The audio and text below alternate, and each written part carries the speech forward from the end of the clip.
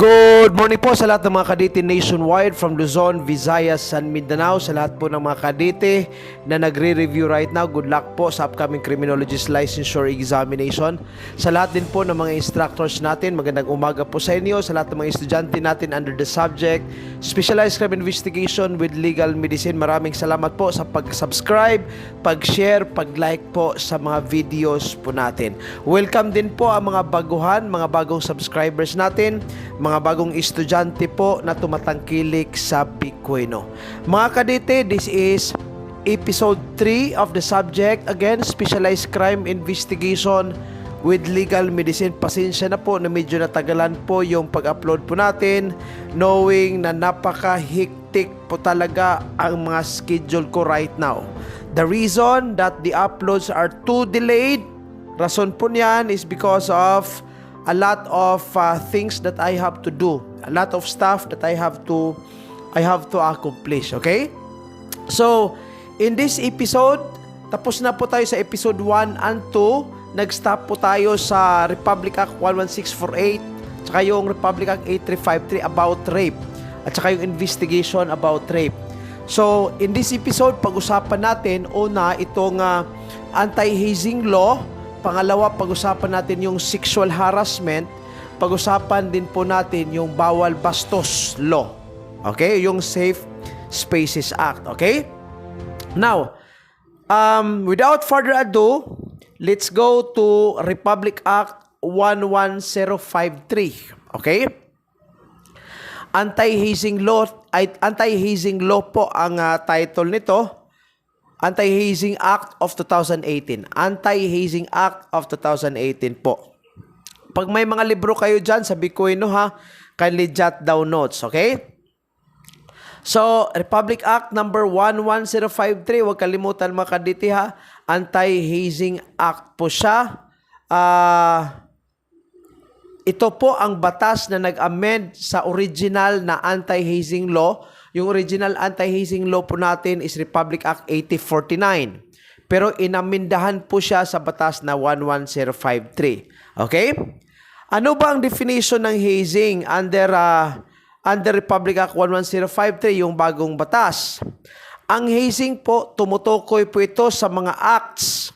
Mga acts that would result in physical or psychological suffering.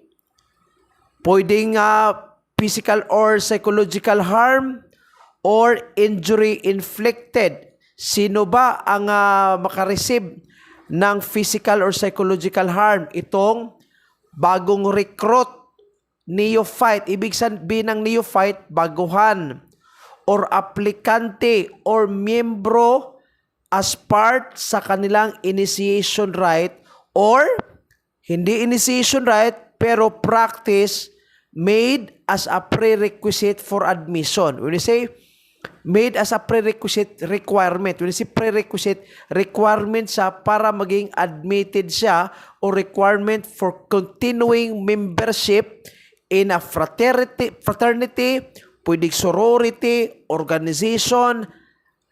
Ang act po dito will include paddling, whipping, beating, branding, forced calisthenics, yung forced exercises po natin, exposure to the weather, forced consumption of any food or liquor or beverage, or forced consumption of a drug or other substance, or any brutal treatment or forced physical activity which is likely to adversely affect the physical and psychological health of such recruit, neophyte, applicant, or member. Kailan magiging hazing mga kadete? Magiging hazing po pag nagkaroon, nag-execute ng isang act. Ano ba ang act na tinutukoy dito? It could be calisthenics, forced calisthenics, whipping, paddling, beating, and other acts mentioned therein. Ang mga acts na ito na nakapagresulta ng physical or psychological suffering or harm. Sino ang mag-suffer sa harm or injury? Itong recruit, newly recruit, or yung neophyte, or yung applicant, or yung member thereof. Okay? So, hazing po ang tawag dyan. This also include Any activity intentionally made or otherwise by one person alone or acting with others. Ibig sabihin, pwedeng isa lang yung nag-execute, pwede din pong tinutulungan siya with other individuals. Mga activity that tends to humiliate, nagbigay ng kahiyaan or embarrassment, degrade, or endanger by requiring a recruit, neophyte, applicant, or member to do mental, silly, or foolish task. Ibig sabihin, yung mga task na hindi naman po kanais-nais, tasks that are considered as foolishness. For example, pinahubad mo yung isang aplikante, tapos nilagyan mo yung katawan ng, let us say, charcoal, tapos nag-count ka ng 1 up to 10, and the applicant will have to hide. Pag makita mo siya, batuhan, hagisan mo ng bato.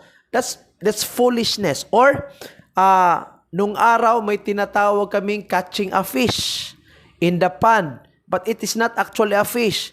Ang hinuhuli namin yung palaka, and then we take hold of the frog in our right hand, then we perform push up while we are holding the frog. That's a kind of silly and foolish task. So basically, it's a form of hazing, okay? Pero pag sa criminology natin, pag military exercise lang yan to develop the physical fitness or physical stamina of the cadets or of the students, hindi naman po siya mahulog sa hazing. So long as the purpose thereof is just on the development of the physical fitness of a person. For example, may mga PATFIT program tayo or defense tactics na mga courses. So if you mandate the cadets to perform exercises as a requirement to develop physically the student, hindi naman po yan kasali sa tinatawag nating hazing. Okay? Para mas maintindihan, puntahan natin ang elements ng hazing. Unang elemento dito, may initiation right or practice. Ibig sabihin ng initiation, ito po ay isang aktibidades na kailangan gawin upang ang isang aplikante o recruit is matanggap sa organization. May initiation right or practice as a prerequisite for admission into membership in a fraternity, sorority, or organization. Ang eskwelahan, ma-fall po siya sa organization. Okay? Pangalawang elemento, there must be a recruit, neophyte, applicant of the fraternity, sorority, or organization. Pangatlo, that the recruit, neophyte or applicant is placed in some embarrassing, yung nagbigay kahiyaan or humiliating situation, such as forcing him to do menial, silly, foolish, and other similar tasks or activities, or otherwise subjecting him to physical or psychological suffering or injury. Another menial task, mga kadete, yung mga hindi naman gaanong importante. For example, sa ROTC, sometimes during initiation rites nung araw, magsasabi yung officer at the count of 10, I want you to produce a fish. Or at the count of 10, I want you to climb a tree. At the count of 10, I want you to try. These are menial, silly, foolishness type of activities. That is actually part of hazing. Tatlong elemento po dito, mga kadete. May initiation or may practice. Requisite po siya sa admission or continued membership. Pangalawa, may recruit, neophyte, or applicant sa fraternity, sorority, or organization. Tapos pinagawa siya ng isang embarrassing or humiliating activities. Okay? That will affect his physical or psychological aspects. Kaya itong there was a particular event in somewhere in Mindanao wherein students were subjected to a combination of vinegar and battery solution. Kinumbine yung battery solution at saka yung I think that was vinegar plus yung sili, kinumbine nila to form a chemical, tapos iniligo po sa katawan ng ng mga criminology cadets. Importante dito ha, number 1, dapat present ang dean sa mga ganitong mga activities. Anything that requires physical agilities, physical movements such as military exercises, dapat po andyan yung advisor, andyan yung dean mismo para at least talagang ma-assure niya na ang pag-execute is proper and within standard. Kaya ang nangyari doon, yung mga estudyante nagkaroon ng nagkaroon ng burns sa body ng mga estudyante. Okay? So, pasok po siya sa tinatawag nating hazing. Okay? Initiation rites, again, refers to ceremonies, mga ritual natin, practices, pwedeng formal, pwedeng informal, that a person must perform or take part in order to be accepted into fraternity, sorority, or organization as full-fledged member. Okay? So, lahat po ng forms of hazing, pinagbabawal po yan under Republic Act 11053. Kasali na po dito ang mga eskwelahan ha, pati na po yung mga military trainings at saka yung citizen army training. Okay? Pero hindi naman ibig sabihin na hindi tayo makapag-perform ng mga initiation rites. Ang sabi po sa batas, pwede naman yung initiation rites or practices so long as yung initiation rites po natin does not constitute hazing. For example, let us say gusto mo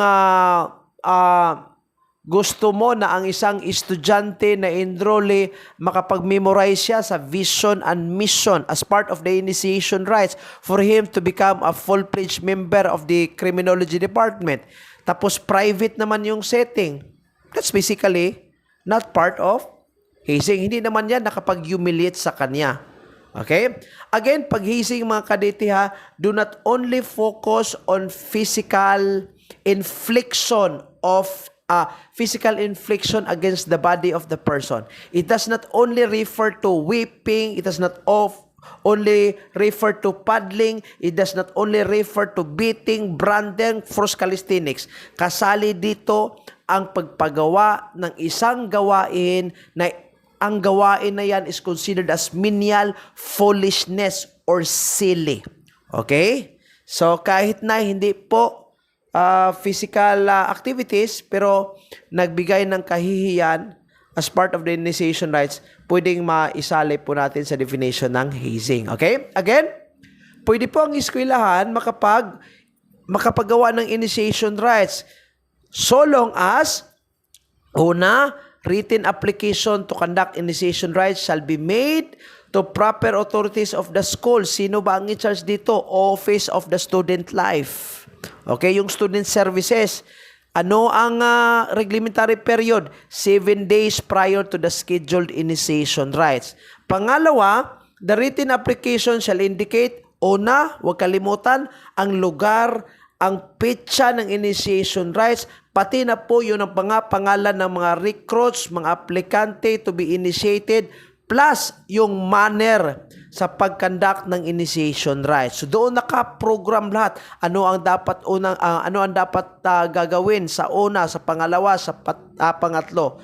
So kasali yan sa written application. Saan po i-address yung written application natin? Doon po sa proper authorities ng eskwelahan po natin. Ganito ha, pag din po kayo, dapat mag-request kayo doon sa student services. Student services, dapat i-forward niya yung request niyo doon sa presidente or sa Vice Chancellor for Academic Affairs or sa Vice President for Academics. Okay? Then, pangatlong requirement dito, dapat ang written application natin mga kandidate shall contain what we call an undertaking. Ang undertaking na ito dapat nakalagay doon na walang harm of any kind na makommit by anybody during initiation rites. Plus letter D, ang initiation rites natin dapat hindi po siya mag-last ng more than 3 days. So again, maximum natin is only 3 days. It should not exceed 3 days. Letter E, the application shall contain yung pangalan ng mga opisyalis, when you say incumbent, yung currently serving as officers of the fraternity, sorority, or organization, and any person or persons who will take charge in the conduct of the initiation rites. Sino ang kasali? Opisyalis. Pangalawa, kung sino yung mga tao na mag-assist sa pag-conduct ng initiation rites.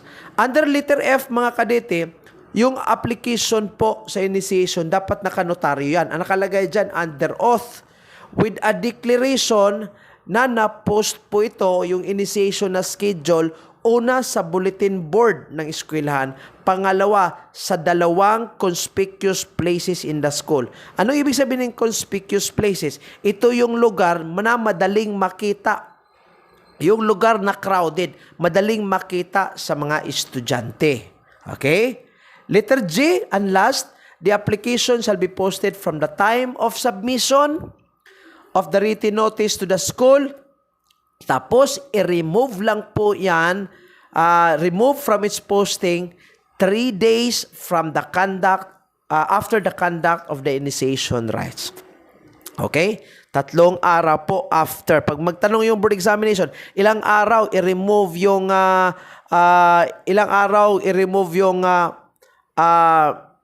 declaration or yung information, infographics about the hazing. Dapat i-post yan before sa conduct thereof and 3 days after the conduct of the initiation rites. Okay?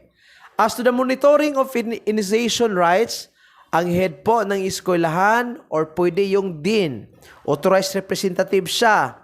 Dapat mag-assign siya ng 2 representatives of the school to be present during the initiation. Pero pag eskwelahan na, pag sa criminology, dapat andyan yung advisor na faculty plus yung dean. Okay? Sa amin, ang ginagawa namin, we have the Criminology Aptitude Training Unit, yung advisors, 3 sila plus ako, andyan, present. Or yung lahat ng full-time faculty, present dapat. Okay? So, dapat may 2 representatives of the school. Okay? Sunod, registration of fraternities, sororities, and other organizations.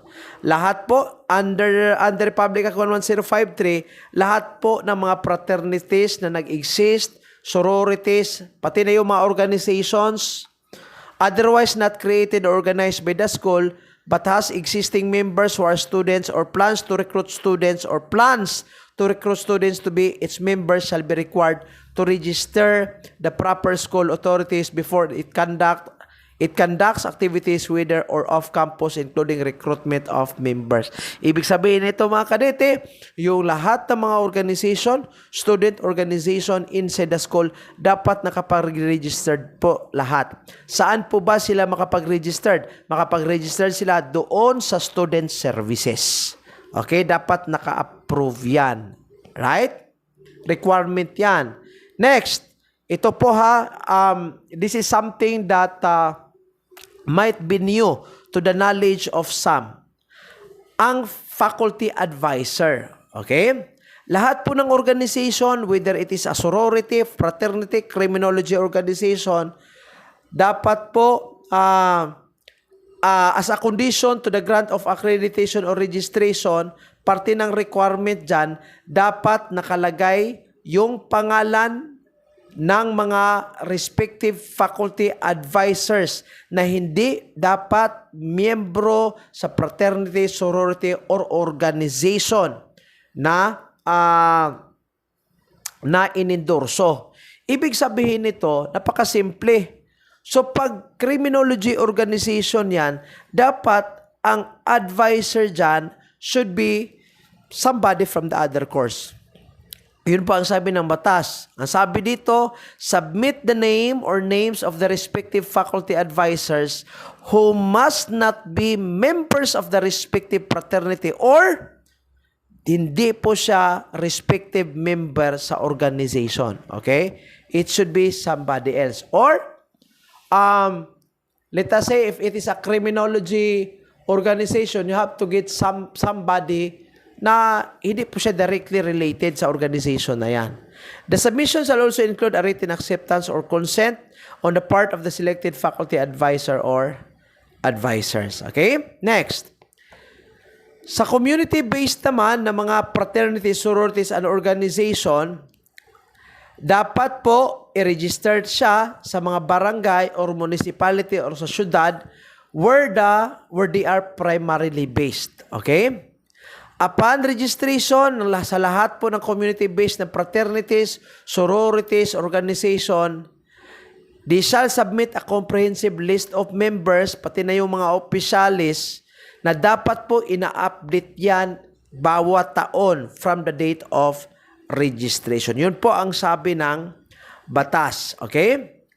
Sa mga community-based na mga sororities, fraternities, or organization, ang mga activities lang po na hindi nag-constitute ng hazing ang pwede. Okay? Provided that dapat may written application to the conduct of the same. Okay? Shall be made po not later than 7 days prior to the scheduled initiation date. Pero dapat yung initiation is something that does not constitute hazing. Okay? The written application shall indicate the place and date sa initiation at saka yung name of recruits, neophytes, applicants to be initiated. One very good example, probably, let us say, you have a community-based organization sa barangay ninyo, then there is an applicant. For him to become a full-fledged member of your organization, requirement mo is that dapat magtanim sila ng 10 trees within the barangay. Question, yung pagtanim ng 10 trees as a requirement for them to become full-fledged member, is that considered to be hazing? Ang sagot, hindi. So, ibig sabihin, pwede po tayo makapag-conduct ng initiation rites in the community, pero dapat yung initiation rites na yan does not constitute within the purview or within the definition of the hazing. Okay? Now, such written application shall further contain, kasali dito ang undertaking na nagsasabi na walang harm of any kind shall be committed by anybody during the initiation rites. Also, under letter D, a medical certificate of the recruit, aplikante, or yung neophyte, dapat i-attach siya to ensure fitness to undergo initiation when it involves physical activity. Okay? The initiation rites shall not last more than 3 days. Pareho lang din po sa school-based na initiation. And in the application shall contain the names of the incumbent, ibig sabihin yung current officers. On the other hand, the application shall be under oath. Dapat may declaration, pareho lang din po sa school-based. May declaration siya na dapat nakapost po sa official bulletin board. And then, dapat i-post po ito from the time of the submission and then up until 3 days after the conduct of the initiation rites. Okay? So, after 3 days, after the conduct of the initiation rites, doon na po pwedeng i-remove yung nakapost doon sa bulletin board. Okay? Now, sa mga eskwelahan ng criminology, common po may mga students waiver po tayo. May mga parents consent po tayo. Thinking na pag may mangyari sa estudyante, nakapag-escape tayo sa mga liability. Pero here is the fact. According to Republic Act 11053, any form of approval, consent, or agreement, whether written or otherwise, pwede verbal, or of an express waiver of the right to object to the initiation right or proceeding that involves inflicting physical or psychological suffering, harm, or injury shall be considered as void without any binding effect on the parties. So kahit may waiver siya, may student waiver, nagwi-waive siya na kung anong mangyari sa kanya, hindi liable or accountable yung eskwelahan. Pero anong ginawa ng isang ng mga opisyal, ng mga senior officers? Nag-combine sila ng vinegar, sili, plus yung battery solution, kinumbine na into one chemical. Tapos, doon, binuhos sa katawan ng isang tao. Kahit may waiver, yung waiver na yan will be considered as void. Yung consent na yan will also be considered as void. Okay? So yon po ang provisions natin sa Anti-Hazing Act. Okay? Ang original na batas po dito, 8049, amended by Republic Act 11053. Okay? Napunta naman tayo mga kadete dito sa Republic Act 7877, itong Anti-Sexual Harassment Act. Okay? Now, kasali ito sa Specialized Crime Investigation. Now, ano ba ang elements ng sexual harassment? Una, na-commit ito by anybody. Regardless of gender, pwedeng lalaki, pwedeng babae. Dalawa lang po yung gender natin. Babae lang at saka lalaki. I don't know where you get that LGBTQ gender blah blah blah spectrum. Okay? Andyan lang po is lalaki at saka babae. Committed by anybody, lalaki or babae, who is an employer or an employee, manager, supervisor, andyan na po. Yung may influence over somebody. Okay? Anybody who has influence over somebody. May authority siya, may influence siya, or may moral ascendancy siya sa trabaho or sa education. Ibig sabihin, ang saklaw po ng Sexual Harassment Act of 1995 is una, yung sa education na setting, pangalawa, yung work na setting. Yung sa public na setting na sexual harassment, doon yun sa bawal bastos law. Pag-usapan natin yan mamaya. I'd like to repeat, ang Anti-Sexual Harassment Act, dalawang settings po ang involved dito. Unang setting yung sa trabaho, pangalawang setting yung sa eskwelahan. Okay? Yung tao na may authority or influence, nag-demand siya, nag-request siya, or nag-require siya ng sexual favor. Ano ba yung mga example ng sexual favor? Let us say, for example, in the education setting, sinabihan mo yung estudyante, gusto mong makapasa, you have to have one night stand with me. That's an example. Sexual favor yan. Or sa trabaho, sinabihan mo yung empleyado, gusto mo ma-promoted, sige, mag-kiss ka muna sa akin. That's basically sexual favor. So regardless of whether the demand, request, or requirement for submission is accepted or not, klarong-klaro dyan inilagay na ko na po. So kahit yung demand na realize or hindi na realize, na accept or hindi na accept, automatic, considered pa din po siya sa sexual harassment. For example, sinabihan mo yung estudyante, gusto mo makapasa? Sige, let's have one night stand. Ang sabi ng estudyante, ayaw ko. Ibig sabihin ba na wala ng sexual harassment kasi hindi na-realize yung demand? Ang sagot, hindi. So long as may demand, may request, or nag-require ng sexual favor, kahit hindi na-realize yung demand, kasali pa din yan sa tinatawag nating sexual harassment. Okay? May board question po tayong inilagay dito para at least ma-clarify. Okay? Mr. Santos, a department head. Okay, department head. Wait for a while. Mr. Santos, a department head in a government office, tells his subordinate Anna that she will receive a favorable performance evaluation if she agrees to accompany him on an out-of-town seminar and keep him company. Ibig sabihin ng keep him company is a metaphor that would mean na dapat andyan yung babae beside him on the bed. O yun. Anna declines and later receives an unjustly poor evaluation resulting in her disqualification for promotion. So si Anna dito nag-decline siya. So nangyari, pobre. Wala. Low yung evaluation result. Na-disqualify siya sa promotion. So Mr. Santos claims his evaluation was purely based on her work performance. So, sa batas na 7877, which statement best describes the situation? O na, no sexual harassment exists? Wala bang sexual harassment? Mali, meron po. Letter B, it constitutes sexual harassment because the superior demands a sexual favor in exchange for a work-related benefit, creating a hostile environment. Pwede ang letter B. Letter C, it does not qualify as sexual harassment. Mali po. So, Alpha at saka Charlie, eliminated na po yan. Retain natin yung Bravo at saka Delta. Ano yung Delta? The demand is not sexual in nature. Mali pa din po yung letter D.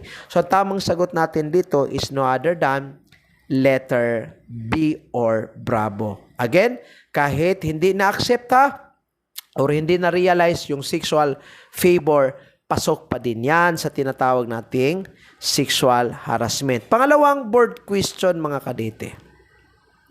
Okay? Si Miss Rivera is a newly hired employee in a private company. Her immediate supervisor, Mr. Lopez, has never made sexual advances towards her. However, he often orders his subordinate Carlo, his close friend, to invite Miss Rivera to dinner on his behalf, implying that her cooperation could lead to faster promotion. Carlo repeatedly relays this invitation and jokes about Mr. Lopez's interest in her. Feeling pressured and uncomfortable, Miss Rivera files a complaint for sexual harassment. Ang tanong dito, o ganito ang sitwasyon. Si Miss Rivera, bago siyang na-hire, okay, sa isang kompanya. Yung immediate supervisor niya si Lopez. Pero itong si Lopez, siguro, torpe. Okay? Torpe siguro ito, hindi makapagsabi. Wala naman siyang sexual advances personally against Rivera, Miss Rivera. Kaso, ang ginawa ni Mr. Supervisor, itong si Lopez, sinabihan niya yung subordinate niya, si Carlo. Nagbigay siya ng instruction ni Carlo para ipa-invite itong si Miss Rivera sa isang dinner. And pinasabi niya na pag mag-cooperate itong si Miss Rivera, mas madali siyang ma-promote. Okay? Ang tanong ngayon, hindi yung liability ni Lopez. Ang tanong ngayon is yung liability ni Carlo. Ano ba ang liability ni Carlo? Knowing na wala naman siyang moral ascendancy o wala naman siyang authority over Miss Rivera. Pasok ba siya sa sexual harassment? Ang sagot, pasok pa din po. Okay? Pasok pa din po si Carlo under sexual harassment. So, dalawang answers dito. Alpha, yes. Bravo, yes. Sa board examination, mga kadete, ganito Pag dalawang sagot ang tama, yung unang sagot dapat ang isagot mo. Pag dalawang answers, tama sila lahat, same spelling, same wording, yung pinakauna, yun po ang isagot natin. So between A and B, puro sila yes. Ano yung i-answer natin? A, alpha, kasi yan ang una Okay? So may tinatawag tayong types of offender. Kaya nga itong si Carlo, liable siya ng sexual harassment knowing na ma-fall siya under sa definition na tinatawag nating indirect offender.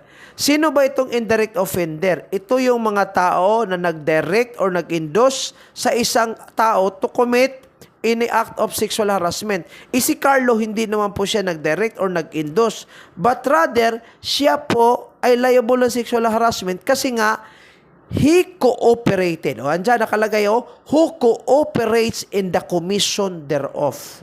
Hindi nga siya nag-direct kasi wala siyang moral ascendancy. Wala siyang authority over Miss Rivera. Pero nag-cooperate naman siya in the commission of sexual harassment. So, indirect offender siya. Okay?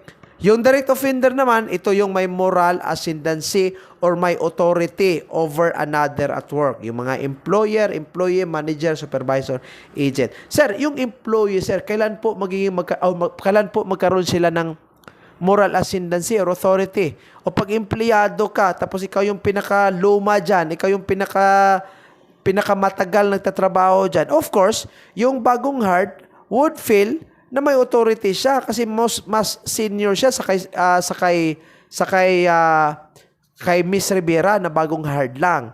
So, yung bagong hard would feel na yung pinakaluma dyan sa private company siya ang may moral ascendancy over or may influence over the newly hard. Okay? So, employer, direct offender. Yung nakipag-cooperate or yung nag-direct or nag-endorse, indirect offender. Okay? Now, again, paano makomit ang sexual harassment? Dalawang setting, mga kadete. Una, yung tinatawag nating sa school setting. Pangalawa, yung nasa work setting. Pag-usapan muna natin itong sa employment or sa work setting. Okay? Work setting muna tayo. So, una, sexual favor is made. Ano ang purpose ng sexual favor? Para sa kondisyon, sa pag-hire, or pag-employ, or pag-re-employ, or sa pag-continue ng employment, sa isang tao or granting favorable compensation. Ano ibig sabihin ng granting favorable compensation? Sinabihan mo, if you will have one night stand with me, i-increase ko yung salary mo. That's basically an example of granting said individual favorable compensation. Or pwede, terms and condition, promotion, privileges, or the refusal to grant the sexual favor resulting in limiting, ito yung pangalawa ni-refuse. Refusal to grant the sexual favor. Pero yung refusal ng babae, nagresulta ito ng limiting, segregating, or classifying the employee which in any way would discriminate, deprive, or diminish employment opportunities or otherwise adversely affect said employee. Hindi nga na-realize, pero naka-affect naman sa emotional or psychological aspect ng isang empleyado. The above acts would impair the employee's rights or privileges under the existing labor law.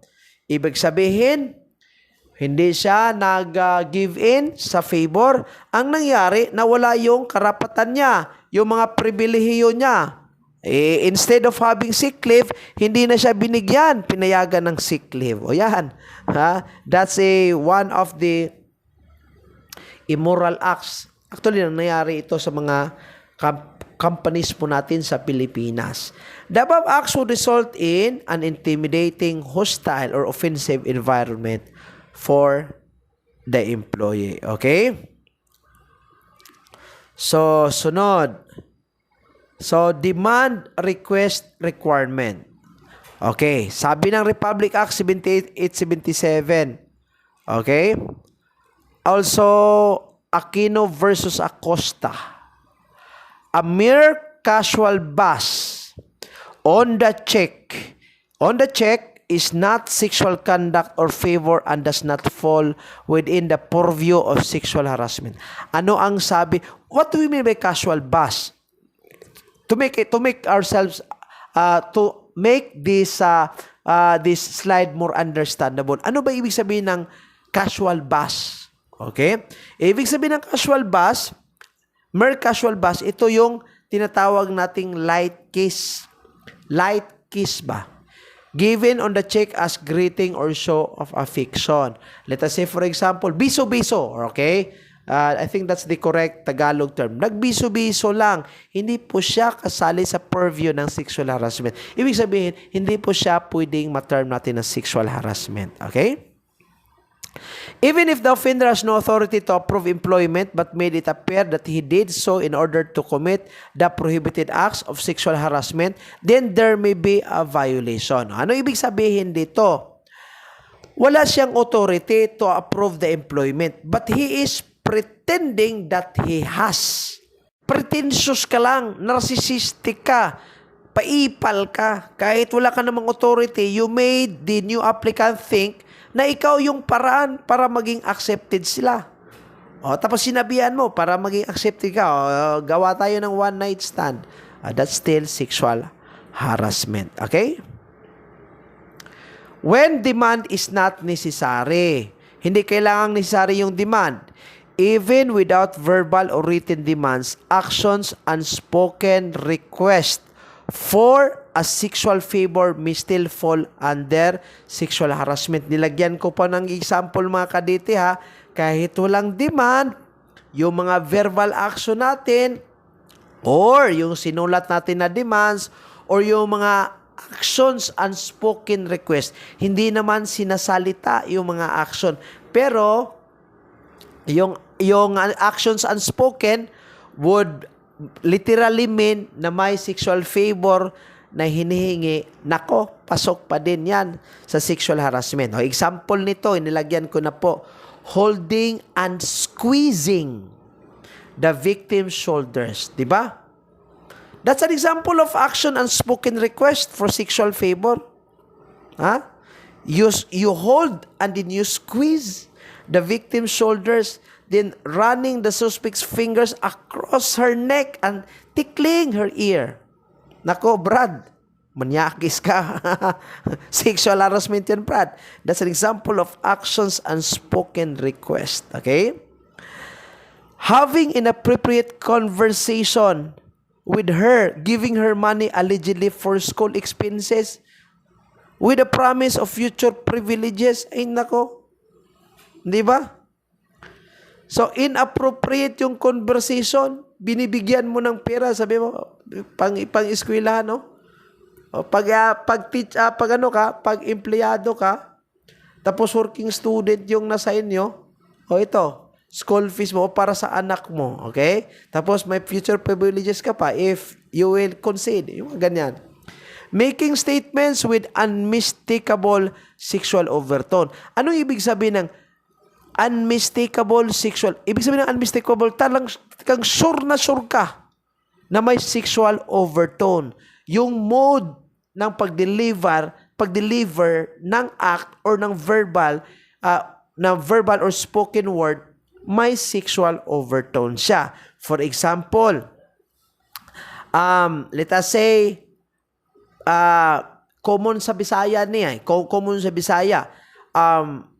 sabihan mo yung empleyado, lamian ni mo oy. Di ba? Lamian ni mo oy. So, ang Bisaya lang makaintindihan bahala kayong mga Tagalog. Lamian ni mo oy. Or mingong ka dito nga, patilapa ko bi. Di ba? Mingong ka dito, patilapa ko bi. Ay nako, Brad. It's an unmistakable, talagang surbol na surbol ka. Unmistakable sexual overtone. Ibig sabihin ng, ano ba yung Tagalog sa patilapa ko? Patilapa ko bi. Di ba? That's an example of an unmistakable sexual tone. Or probably, you will tell the lady, sabihan mo yung empleyado, ang napakaganda yung ano mo Pag magsalita ka, ang ganda-ganda ng ano mo lips napaka-kissable. Di ba? Napaka-kissable yung lips mo pag magsalita ka. Yung ano mo, yung mata mo, napaka-tantalizing. Talagang ang ganda-ganda. Ang sarap i-kiss. Yung mga ganyan, unmistakable sexual overtone yan. Brad, nako, patay tayo dyan, ha? Hindi po pwede. Okay? Sunod. Yung sexual favor dito, impairs the employee's rights or privileges under existing labor laws. Okay? Ibig sabihin, may nawala sa kanyang mga katapatan or privileges. For example, kasi hindi ka nag-give in sa demand, wala ka ng sick leave. Wala ka ng vacation leave. Hindi kita i-promote. Bahala ka sa buhay mo. Hindi kita i-renew. I-terminate kita. Yung mga ganyan. Then, result in an intimidating, hostile, or offensive environment for an employee. That's very understandable, yung number 3. Napunta naman tayo, ito, pinaka-common ito sa lahat po ng mga estudyante na may planong maging instructor sa criminology. Huwag kayong mag-girlfriend hunting dyan sa eskwelahan. Baka gusto nyo maging criminology instructor kasi gusto nyo makapaghanap ng magagandang mga babae. Ito namang mga uto-uto ng mga kadete, pag ang instructor yung nag-propose, para namang kinoconsider yung instructor na napakagwapo. Ganito kasi yan. Power attracts women. Yon. Power attracts women. Kaya, ang instructor pag nagsasalita, especially pag instructor mautak, magaling sa klase, yung mga babae na mga kadete, sometimes maa-attract. That is not love. That is just simple admiration. Okay?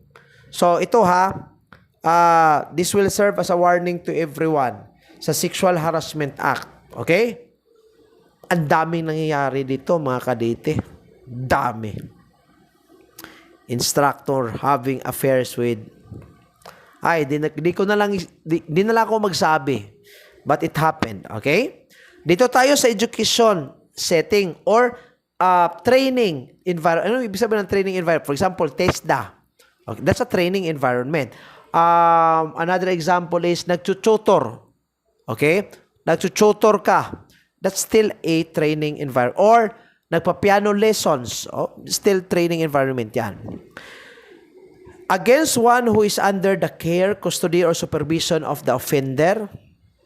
Sunod, against one whose education, training, apprenticeship, OJT. For example, nag-OJT yung estudyante sa police station. Okay? Kasali dito. Or tutorship is entrusted to the offender. When the sexual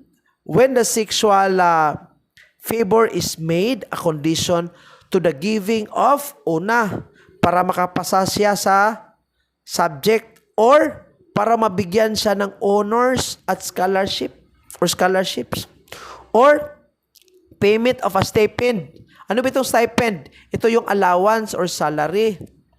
Allowance mostly na ibinigay po sa estudyante. Allowance or other benefits, privileges, or consideration. When the sexual advances result in an intimidating, hostile, or offensive environment for the student, trainee, or apprentice. Okay? Yung sexual favor nakapagresulta ng hostile, hindi ka nais-nais, or intimidating or offensive na environment. Okay? Now, there are things that you have to remember under sexual harassment in the education or training environment. Ganito ha. Una, pag ang biktima or pag ang babae estudyante, ang lalaki teacher niya or instructor niya sa college, tapos naging magkasintahan yung dalawa. So long as walang sexual favor na nangyayari, talagang walang sexual harassment po ang nakomit. I'd like to repeat. Yung babae, for example, fell in love with the instructor kasi ang galing ng instructor mag-discuss in front. Yung English niya napaka-fluent. Yung estudyante na babae, let us say 19 years old, fell in love with the instructor. For short, to make the story very simple, naging magkasintahan sila. Ang tanong ngayon, pasok ba ang sexual harassment? Ang sagot, hindi. Hindi pasok ang sexual harassment, pero pwedeng ma-terminate yung instructor from the university or from the college or from the school. Kasi nga po, may mga ethical codes tayo, may mga institutional policies tayo sa eskwelahan about that. Okay? Kaya sa amin, pag ganyan, you will be ousted from the school. Kasi nga po, bawal yan. It is considered to be immoral. Okay? Hindi ka nga malagyan ng imprisonment or hindi ka mabigyan ng imprisonment, you will not be penalized with sexual harassment. Yung mangyari dyan, you will be ousted. You will be terminated from work. Pero pag worth it naman yung relationship ninyo, bahala ka sa buhay mo. Okay? Again, unang emphasis sa pag walang sexual favor, naging magkasintahan yung estudyante at saka yung instructor, so long as walang sexual favor, yung babae dapat, or yung lalaki, dapat adult, no problem at all, walang sexual harassment. Pero again, pwede ka po maging liable sa institutional policy, pwede kang ma-terminate. Pangalawa, what if, sir, first year, ang ganda-ganda ng babae. Sir, criminology instructor ako. Sir, sa first year, introduction to criminology. Ang ganda ng estudyante ko po. Naakit ako sa estudyante ko. For short, naging magkasintahan kami. Ang edad ng estudyante, 17 years old pa kasi kagraduate lang Kagraduate lang ng senior high. Sir, ang tanong ngayon, may sexual harassment ba? Walang sexual favor, sir May sexual harassment ba? Wala, Brad. Pero patay ka ngayon sa tinatawag nating qualified seduction under Republic Act 11648. Kasi minor pa yan, Brad. Hindi pa pwede. Okay? So, yun ha. Yun po ang two emphasis that I'd like to bring up. Sir, question. What if criminology instructor, yung tao, yung criminology instructor, pumunta siya sa College of Nursing. Ang gaganda ng mga nursing students. So, nakapagpili siya ng isa, he courted the girl, naging magkasintahan sila. Sir, iba naman yung course, sir Iba yung course niya. Doon sa nursing siya, criminology instructor naman. Ang tanong ngayon, liable ba siya sa sexual harassment? Ang sagot, hindi pa din. Kasi nga po, kailanganin dyan yung sexual favor. Okay? Pangalawa, pag 17 years old pa yung bata, patay ka ngayon sa qualified seduction. Pangatlo, pag ang estudyante adult naman siya, 18 or pataas, wala kang liability sa sexual harassment, pero again, liable ka sa institutional policy ng eskwelahan. Okay? Most of the schools would consider it as very unethical. Kaya marami pong mga instructor na na-terminate nang dahil dyan. Okay? Right? So, I hope that is very clear. Next, duty of the employer or head to office. Okay? Ang responsibility ng employer, dapat i-prevent niya yung sexual harassment. Ano ang gagawin niya? Mag-provide siya ng procedures para sa pag-resolba, pag-settle, or pag-prosecute ng mga acts of sexual harassment. At saka, responsibility din po ng employer or head of office na maggawa po ng appropriate rules and regulations para kasali dito yung proper decorum sa workplace and education, prescribing the procedure for the investigation sa sexual harassment cases and other administrative sanctions. So nakalagay yan. Pag eskwelahan sa college, andyan yan, nakalagay yan sa university manual. Ano yung procedure sa pag-investigate, pag-hear ng sexual harassment cases. So dito dapat i-create yung Committee on Decorum and Investigation of Cases on Sexual Harassment. Committee on Decorum and Investigation of Cases on Sexual Harassment, and then dapat yung employer i-disseminate niya yung provisions or other information about 78-77.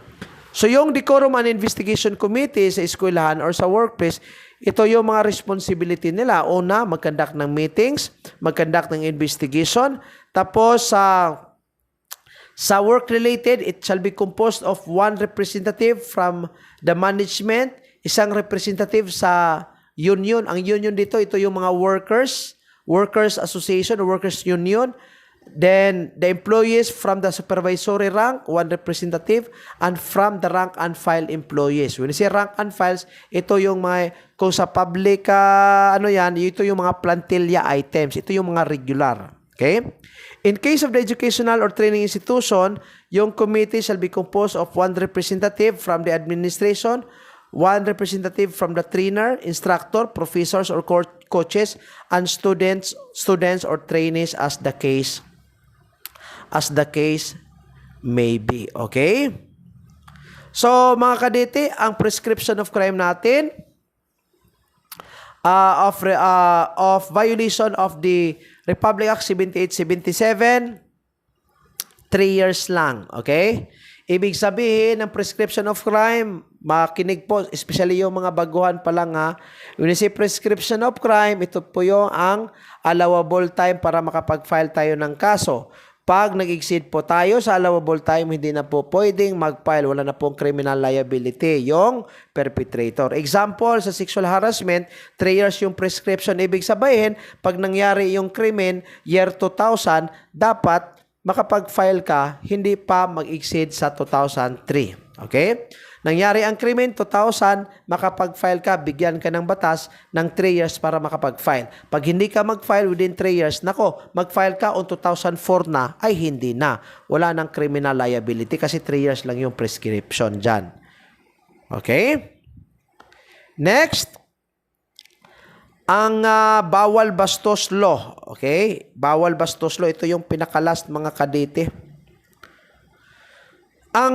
Ang sexual harassment kasi, nakafocus lang siya sa education at saka sa workplace setting. Walang sexual harassment na nakafocus sa public faces. For example, what if hinaras ako sexually sa isang transport terminal? So, to address the gap, gumawa ang legislative body ng Republic Act 11313. Itong Safe Spaces Act or Bawal Bastos Law para makover yung sexual harassment na nangyayari sa mga public areas. Okay? So, how committed? Okay? Through any unwanted. Ano ibig sabihin ng unwanted? Not desired. Okay? Hindi mo ininbata. Hindi mo gusto. Unwanted or uninvited. Ano ibig sabihin ng uninvited sexual action? Ibig sabihin ng uninvited, yung tao did not encourage such conversation. Pero pag si person A at saka si person B nag-uusap sila about sexual, something like sexual in nature, hindi naman siya uninvited. Pero pag hindi sila nag-uusap about sexual topics, tapos nag-insert ka, sexual na overtone against a person, kasali siya sa uninvited sexual action. Or remarks against any person regardless of the motive or for committing such action or remarks. Saan ito makumit? Public spaces. Ito yung sabi ko kanina. Kasi ang Republic Act 78-77, nakafocus lang siya sa workplace at saka sa education setting.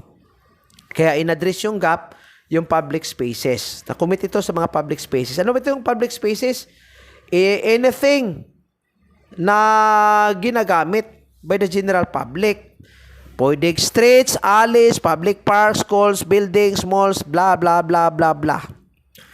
Kasali yan sa public spaces. Okay? Sunod.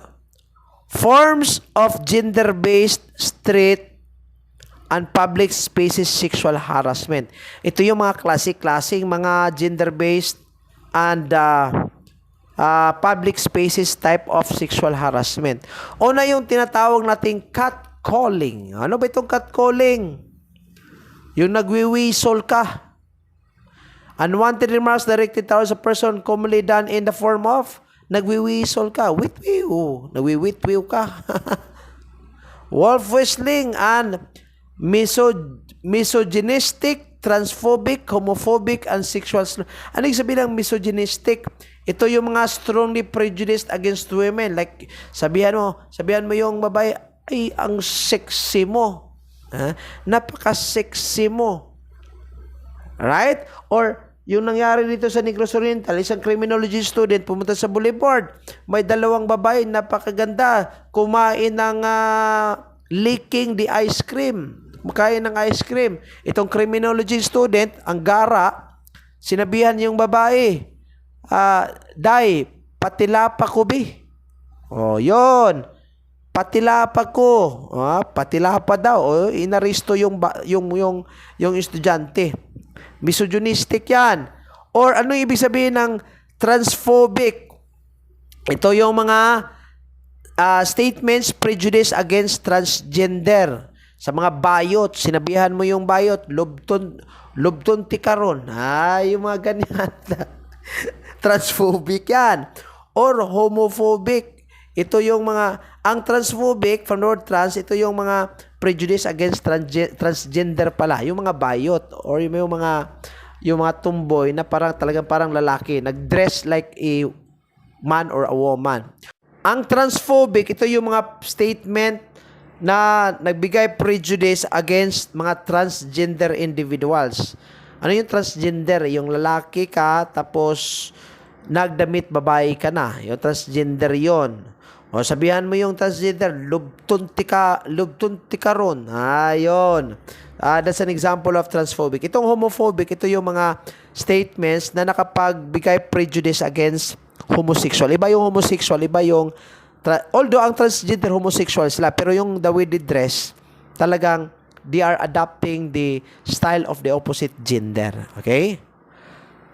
And sexual slurs. Ano itong mga sexual slurs? Itong you call somebody a bitch, or you call him as very sexy, very sexually attractive, yung mga ganyan. Okay? Another form of gender-based street and public space sexual harassment is persistent uninvited comments or gestures on a person's appearance. You keep on saying, ang ganda-ganda mo. Persistent, kahit hindi ka naman ini-entertain, parang na-irritate na yung babae sa'yo. Comments about sa kanyang mukha, talagang Coca-Cola body, yung mga ganyan. Relentless request for personal details. Sumingi ka palagi ng cellphone number, yung name niya sa Facebook, so on and so forth. Statement of sexual comments and suggestions. Public masturbation, ay nako, or flashing of private parts, that's very understandable. Or groping, feel or fondle or touch someone for sexual pleasure, especially against their will. or any advances whether verbal or physical that is unwanted and has threatened one's sense of personal space and physical safety. Okay? Next. So, saan ba? Saan pa ba pwedeng makomit ang harassment, sexual harassment? Pwede po itong makomit sa public utility vehicles, PUV. Now, pwedeng mag-step in ang Land Transportation Office dito, okay? Kasi pag ang perpetrator dito is somebody who is driving or operating a public utility vehicle, pwede pong i-cancel yung lisensya ng perpetrator, okay? Then, yung LTFRB or Land Transportation Franchising and Regulatory Board, pwede din pong i-suspend or i-revoke yung franchise ng transportation operator. Okay? Siya yung nag-commit ng violation sa bawal bastos law. Okay? Next. In the case of children or minor, ang DSWD shall take necessary disciplinary measure as provided by 9344. So dito, dapat magkaroon ng diversion programs or isali siya sa mga activities that will divert his or her character from being bad into a good individual. Pag sa ano naman, sa eskwelahan naman, nangyayari yung pambabastos, mayroon naman po tayong student manual. Ang student manual, doon nakapaloob lahat ng mga regulations dyan. So, pwedeng mag-step in yung university administration para makapagbigay ng sanction against the student. Okay? The implementing bodies for gender-based sexual harassment in streets and public spaces are the following: MMDA, Philippine National Police, tsaka yung WCPD or Women and Children's Protection Desk. Okay? Provided, klarong-klaro dyan na dapat nakapag-undergo sila ng Gender Sensitivity Training or GST. Okay? Now, punta naman tayo sa gender-based online. Ito, online na ito. Facebook, Twitter, YouTube, Instagram, TikTok, social media, okay? So, dito, physical and psychological and emotional threats, unwanted sexual, misogynistic, transphobic, similar pa din po, pero nangyayari ito sa online, okay? Pwedeng direct messages, pwede din pong private messages, okay? Invasion of victims' privacy through cyberstalking and incessant messaging. Ano ibig sabihin ng incessant messaging? Ibig sabihin, talagang walang puas. Talagang you keep on insisting to ask details against a person. You do not stop to the point na na-annoyed na yung tao. Simple lang naman ang solution dyan i-block mo lang. Uploading and sharing without the consent of the victim any form of media that contains photos, voice, or video with sexual content. Bawal yon. Any unauthorized recording and sharing of any of the victim's photos, videos, or any information online. Bawal din po yan. Impersonating identities of victims online or posting lies about victims to harm their reputation, or filing false abuse reports to online platforms to silence victims. Okay? That's very understandable mga kadete ha. So, gender-based online sexual harassment, violation pa din yan sa bawal bastos law. Okay?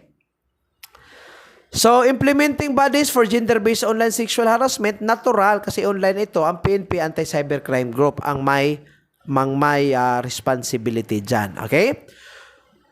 Qualified gender-based street public spaces and online sexual harassment. Kailan magiging qualified? Okay?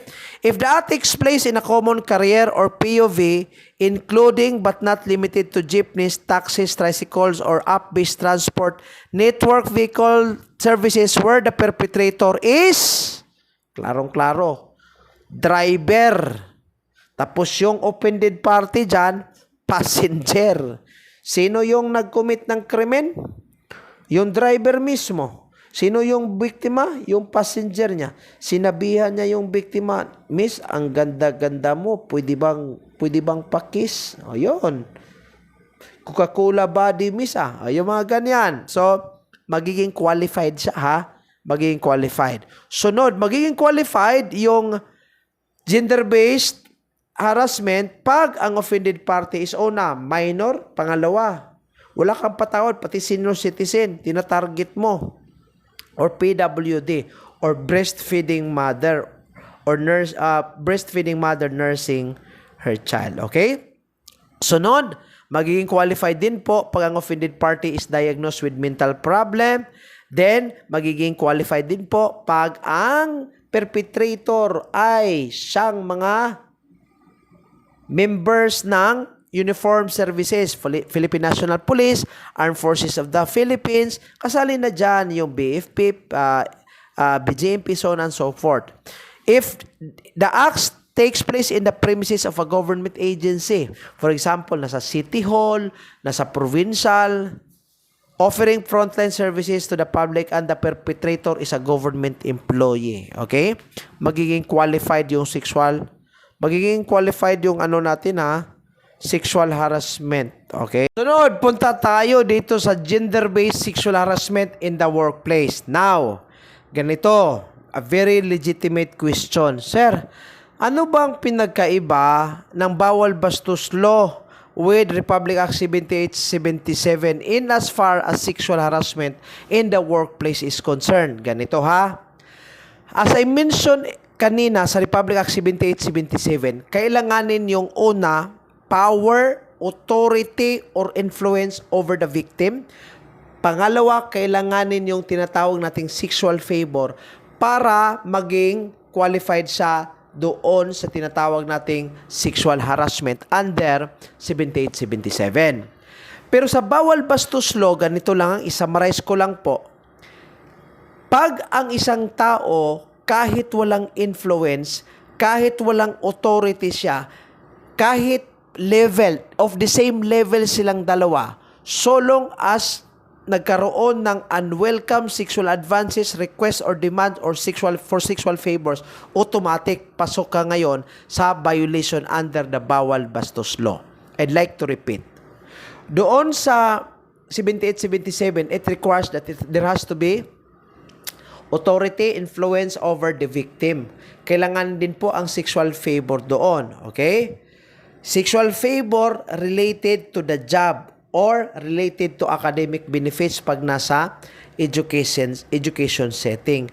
Pero sa Republic Act 11131, hindi na kailanganin yung authority or yung influence. Kahit same level kayo, so long as may sexual favor, unwelcome sexual advances or request, automatic violation na yan.